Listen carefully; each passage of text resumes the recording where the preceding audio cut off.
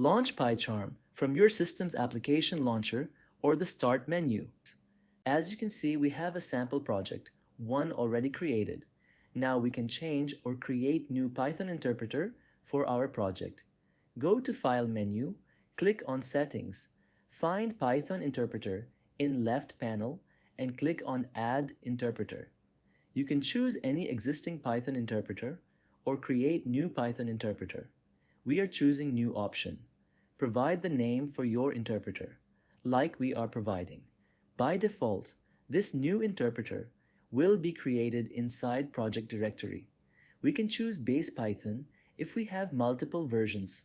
Python installed, click OK to create a new interpreter. Our first Python interpreter is created. We can create a new interpreter if we want. Go to File menu again, click on Settings. Find Python interpreter in left panel and click on Add Interpreter. You can choose any existing Python interpreter or create new Python interpreter.